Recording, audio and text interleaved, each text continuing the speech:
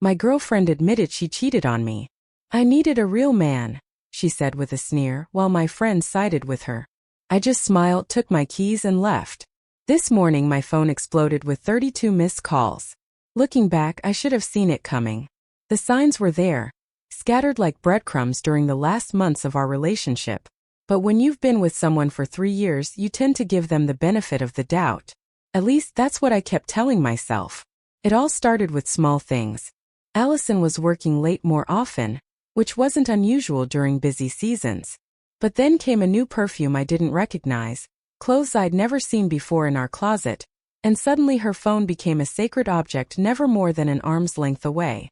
I've never been jealous, but something felt off. The way she'd flinch when I tried to hug her from behind while texting, how she'd rush off to take calls claiming they were from work, the constant girls' nights out with people whose names I'd never heard before. Last Tuesday, while I was folding laundry, her phone lit up on the coffee table. A message from someone named Jay. I miss you already. Last night was. The rest was cut off, but my stomach dropped.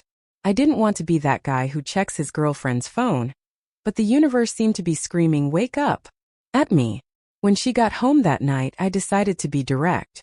She was in the kitchen making a smoothie as if nothing was wrong. The sound of the blender filled the apartment as I leaned against the doorframe, watching her. "Who's Jay?" I asked when she turned off the blender. Her posture changed instantly, her shoulders tensing. But then she smiled, not her usual warm smile, but something cold, triumphant. "I wondered when you'd figure it out, hun," she said, taking a sip of her smoothie. "He's my boss. And yes, I've been sleeping with him for 2 months." She said it with a casualness that slapped me across the face. No guilt, no shame, just pride. "I needed a real man," she continued, the sneer returning. "Someone who knows what he wants and goes for it. Not some guy who wastes his weekends playing Jack and living in silly movies." I stood there, frozen, processing her words. 3 years together, and this was how she really saw me. Through the shock, I felt something else surfacing. It wasn't anger, it was clarity. "Does Chloe know?" I asked, thinking of our mutual friend who introduced us. "Oh, she's known for weeks," Allison laughed. "In fact, most of our friends know. They understand that Jay can offer me a future, not just dreams and excuses." That stung more than the infidelity. These people we shared birthdays, holidays, countless dinners with, they all knew, probably laughing behind my back. I pulled out my phone and opened the group chat with Jacob and Chloe. "Is it true? You all knew?" Jacob replied quickly. "Bro, you're great, but Allison deserves someone more established. Don't take it personally." Chloe added, "We didn't want to hurt you, but maybe this is the wake-up call you need." I looked up from my phone. Allison was watching me, that same sneer plastered on her face. She was waiting for the explosion, the drama, the scene she could recount later. Poor, immature Marco losing his mind. Instead, I smiled, a genuine smile. That took her by surprise. Without a word, I walked to our bedroom, grabbed my duffel bag, I always had one ready for weekend getaways, took my laptop and my keys. As I passed the kitchen, she was staring at me, her smile starting to fade. "Where are you going?" she demanded. "Leaving," I replied simply. "Allison, keep the apartment. I'm sure Jay can help you with the rent." I heard her start to say something as I closed the door behind me, but I didn't stop to listen. My phone was already buzzing with messages, probably from our friends trying to explain themselves. As I drove away, I turned off my phone and felt something I hadn't expected. Relief. Sometimes losing everything shows you exactly what you never really had in the first place. I didn't know where I was going, but for the first time in months, I knew I was going in the right direction. Update 1. First, thank you for all the support on my last post. I never expected it to blow up like that. So much has happened this last week that I honestly am still processing it all. I've been staying in a small motel outside of town. Not the most glamorous place, but it's clean, and the owner, an older man who introduced himself as Pete, seems like a decent guy. When he heard my story, he knocked $20 off the weekly rate. I turned my phone on after 2 days of silence. 32 missed calls, 47 text messages. Most from Allison, some from Jacob, and a few from numbers I didn't recognize. But what really caught my attention was the storm of social media notifications. Allison had been busy. Very busy. The Allison I saw posting on Instagram was barely recognizable. Apparently, I was a controlling, jealous boyfriend who monitored her every move. According to her posts, I'd manipulated her, isolated her from her friends, and had a violent outburst when she finally stood up for herself. Each post had hundreds of supportive comments, including some from people I considered friends. The crown jewel? A tearful video where she claimed I'd financially abused her, forcing her to split bills 50-50 while I hoarded money. Curious, considering she earned more than me, and was the one who insisted on that arrangement. Then came the message from Gemma, a coworker I've known for years. Hey, you might want to check your email. Something's circulating around the office about you. Sure enough, there was an email sent to the entire company about the importance of maintaining a safe work environment, with a thinly veiled reference to certain concerning behaviors from some employees. No names mentioned, but the insinuation was clear. I should have been enraged. Maybe I should have fought back, posted my version of the story. But instead I just felt curious. How far was she going to take this? Pretty far, apparently. Yesterday, I stopped by our usual coffee shop, the one place I thought would be safe. Allison hated their coffee. Wrong. The barista, who'd always been friendly, looked at me like I was something stuck to her shoe. Later, I found out Allison had become a regular, sharing her survival story with anyone who would listen. But here's where things get interesting. While picking up some clothes from storage, I ran into Juliana, her best friend. She seemed nervous, looking around like she was afraid of being seen talking to me. You have to be careful, she whispered. It's not just Jay. His wife is connected. Very connected. She lowered her voice even further. Allison's been telling people you're unstable, even dangerous. Why are you telling me this? Juliana's eyes darted around. Because this isn't the first time. Before you, there was another guy at work. Allison and Jay did this exact same thing to him. He ended up leaving town. That conversation changed everything. I spent the night digging legal records, social media, anything I could find. And sure enough, the other guy existed. A guy named Mark.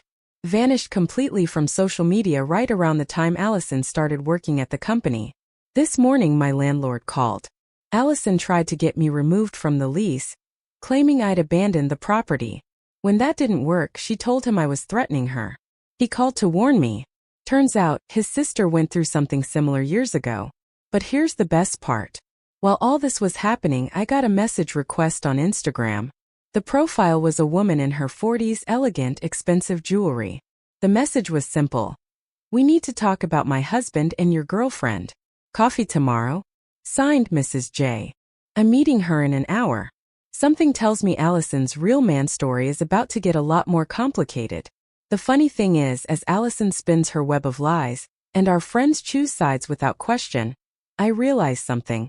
It's liberating. Every malicious post, every fake tear, every manipulated story just confirms what I already knew.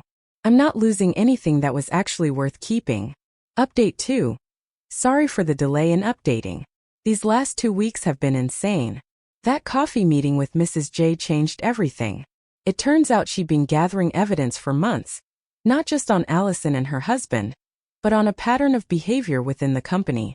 Remember how Juliana mentioned the guy who left town? He wasn't the first.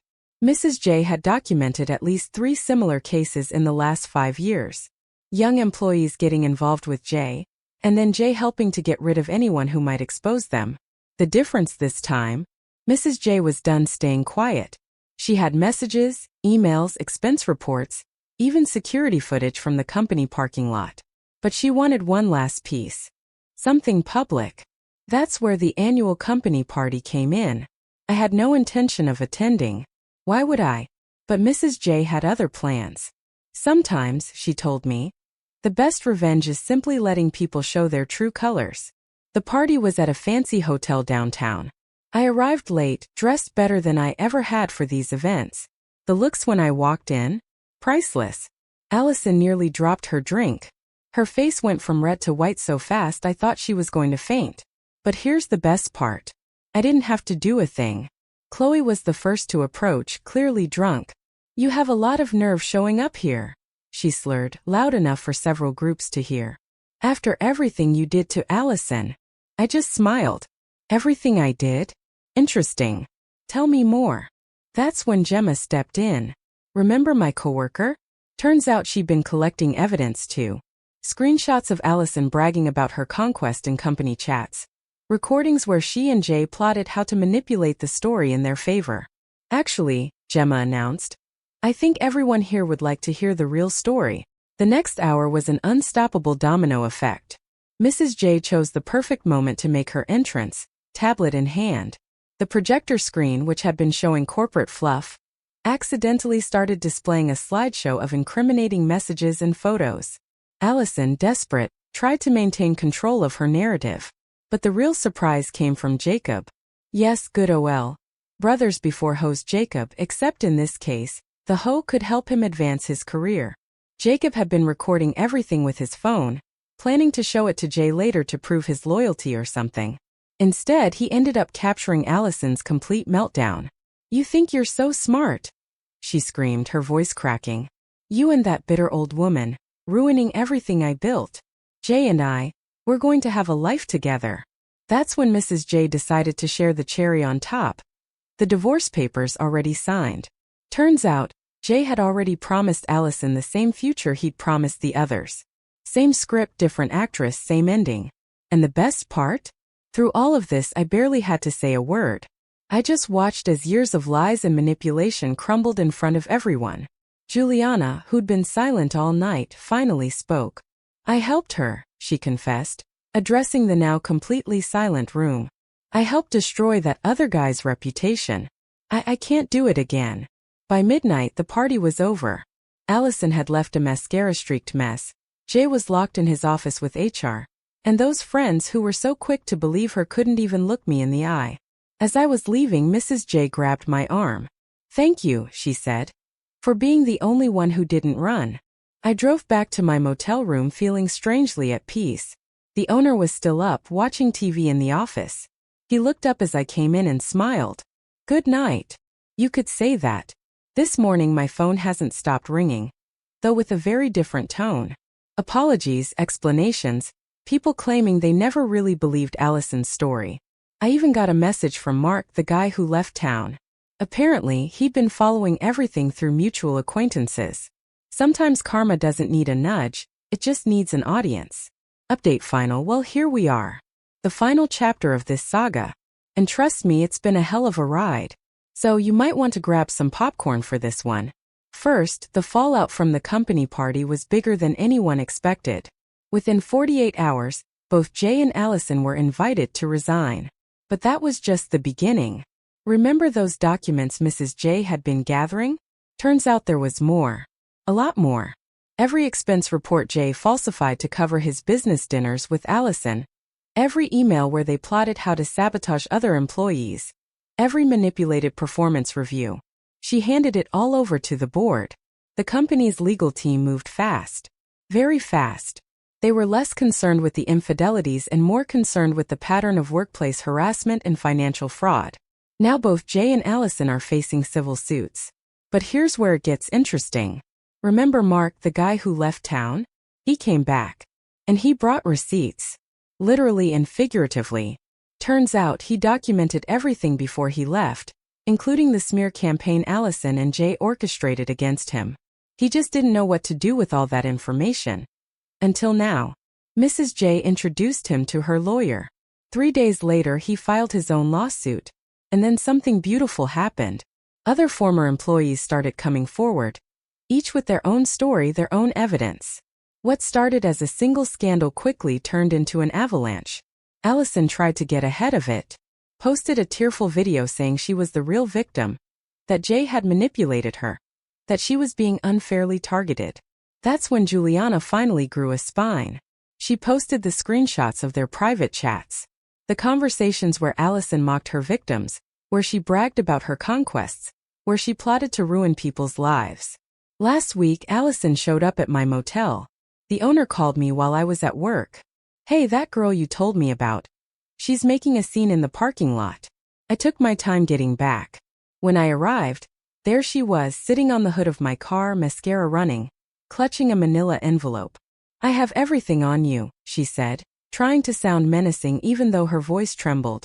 If you don't help me stop this, I'll release it all. I laughed. Go ahead. Burn every bridge you have left. See how that works out for you. She threw the envelope at me in a fury. Inside were photos, screenshots, private messages. Years of information she'd hoarded, manipulating people. Her insurance policy. I photographed every page while she watched. Then I handed it back. Publish whatever you want. But first, look where all your previous plays got you. If there's one thing people like Allison can't stand, it's their own weapons being turned against them. She tore the envelope right there in the parking lot, screaming about how we'd all regret this. Someone recorded her tantrum. It went viral within hours. And then came the final blow. Yesterday, Mrs. J's divorce was finalized. And guess what? She kept everything. The house, the cars, most of the assets. The golden parachute Jay was expecting from the company? Gone to pay legal fees. His reputation destroyed, his future job prospects. Well, let's just say Google is no longer his friend. Allison. Last I heard, she's moving in with her parents in another state. Her social media has vanished, and those friends who were so quick to support her are now dealing with their own fallout. Jacob tried to apologize yesterday. Sent me a long-winded text about how he should have been a better friend. I just replied with a screenshot of his own messages supporting Allison. Minutes later, he blocked me. Coward. And me? I just signed the lease on my new apartment. Got a promotion at work, too. Funny how things get better when you cut toxic people out of your life. And remember, karma doesn't need any help. It just needs patience and a good audience.